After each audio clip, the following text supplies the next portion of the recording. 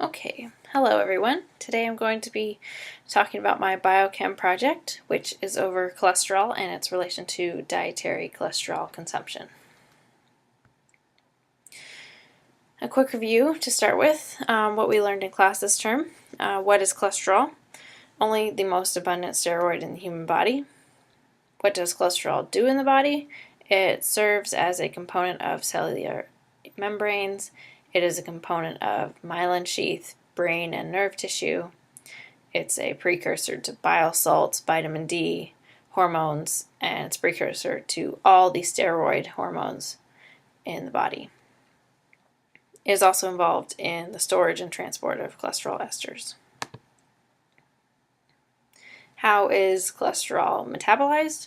First of all the dietary fat and cholesterols are ingested, then transported via chylomicrons to the liver. Once in the liver, then cholesterol is used to synthesize various densities of lipoproteins, from very low density lipoproteins to the most common LDL or low density lipoproteins.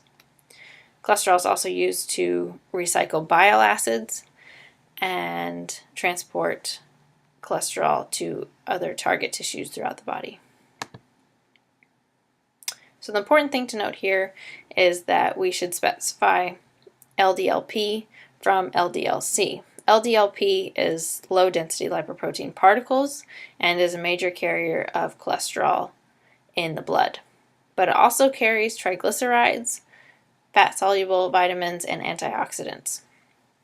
These are carriers of low density lipoprotein cholesterol molecules that are actually located within the LDL particle. This is an important distinction because both these numbers are important markers for measuring your chances of developing heart disease.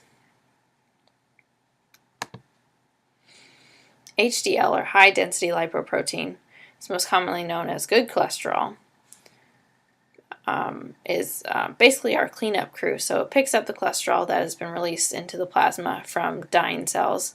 It binds the cholesterol and transports it back to the liver to be used as for steroid hormone synthesis.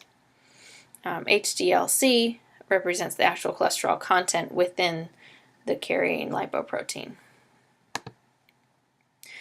So what does this stuff mean? Why is this distinction between particle and cholesterol content important? Because although LDL cholesterol is usually high if you have a high LDL particle count, it is possible to have a low LDL cholesterol and a high LDL particle, and vice versa. A low LDL cholesterol and high LDL particle could be caused by LDL particles carrying other or an increased amount of molecules besides cholesterol. This is important because if you have your cholesterol content measured, your LDL-C, and it's low, and not your LDL-P content measured, which is high, you may be unaware that you have an increased risk of developing heart disease. The opposite can also occur and is just as dangerous. If the doctor only measures your LDL cholesterol count and it turns out to be high, but your LDL particle count is not measured and it's turned out to be low, this may result in the unnecessary prescription of medication such as statins or other cholesterol-lowering drugs, which do not come without some serious side effects. The lowering of cholesterol too low is also very dangerous and is linked to the development of many diseases such as Alzheimer's, dementia, and depression. So the take-home message here is that if your LDL cholesterol and your LDL particle counts are not individually analyzed, this can lead to some serious misdiagnosis. So why do we focus on LDL particle count?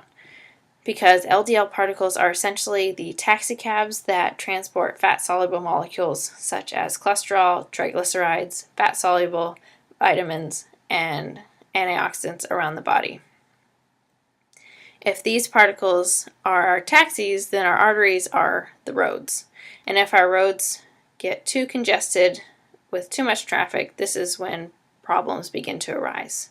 So here's when we can have a car crash, which leads to a pileup, which really translates to damaged arteries. So how can we be proactive? In a quote from Benjamin Franklin, "An ounce of prevention is worth a pound of cure." Like most diseases or conditions, prevention is the best method of treatment. And your lifestyle is directly related to your chances of developing these diseases. Here we're going to focus on diet and a common misconception. Dietary consumption of cholesterol. But wait, doesn't research say that a low-fat, high-carbohydrate diet will lower my chances of developing heart disease? Not anymore. In the Journal of American College of Cardiology, Dr. Lee Weinberg said, "The low-fat, high-carbohydrate diet may well have played an unintended role in the current epidemics of obesity, lipid abnormalities, type 2 diabetes, and metabolic syndromes. This diet can no longer be defended by appeal to the authority of prestigious medical organizations."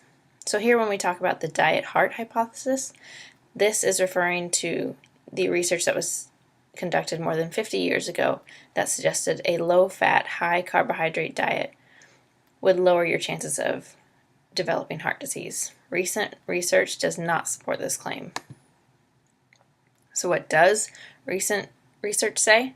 Current studies support a low-carbohydrate, high-protein diet in the prevention of these types of diseases. In a quote from the article of The Diet-Heart Hypothesis, a Critique, it was stated that there is growing literature exploring the nature and efficacy of the low-carb, high-protein diet.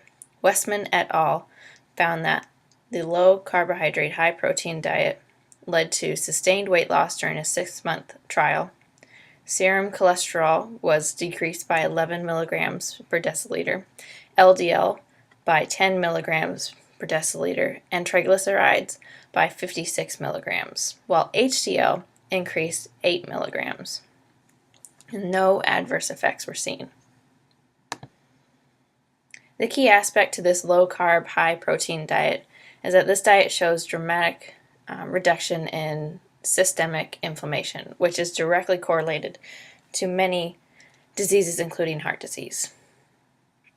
Lifestyle-induced systemic inflammation can be caused by many factors, such as increased consumption of preservatives, sugar, vegetable oil, or conditions like diabetes and insulin resistance.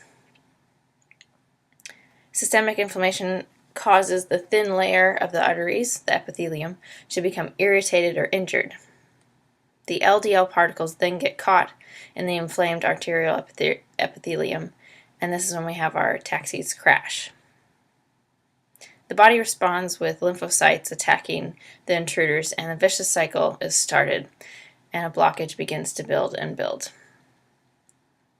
This cycle continues until a cardiac event occurs, such as a heart attack or stroke. So why doesn't eating more fat increase your blood cholesterol levels? Well, your body produces all the necessary cholesterol you need in your liver. Approximately 25% of the cholesterol in our bodies is from our diet. The other 75% is synthesized by the liver.